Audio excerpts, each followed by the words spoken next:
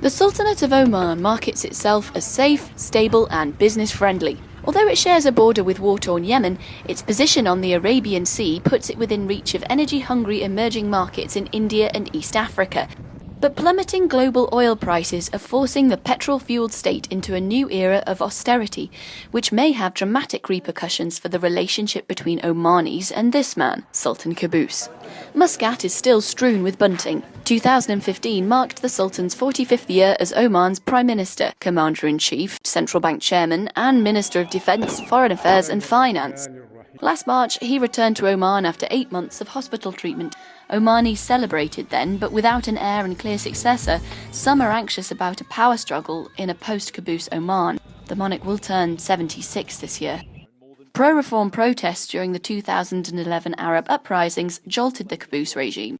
It responded by increasing social welfare payments and military spending, generating even bigger bills.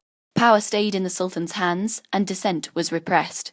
Oman's wealth comes from its hydrocarbon reserves, but experts say these won't last forever.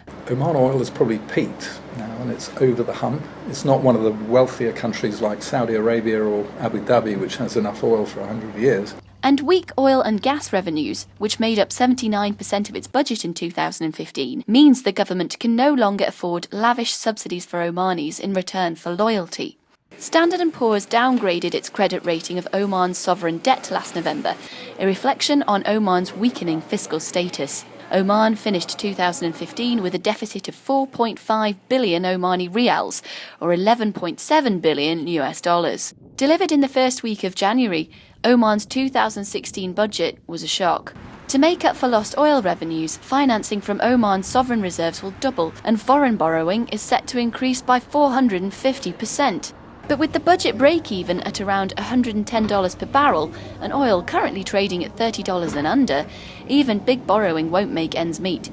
Subsidies will be slashed by 64%, resulting in higher prices at petrol pumps, which will push up the cost of living for ordinary Omanis. Spending is being curbed on infrastructure projects, vital sources of employment.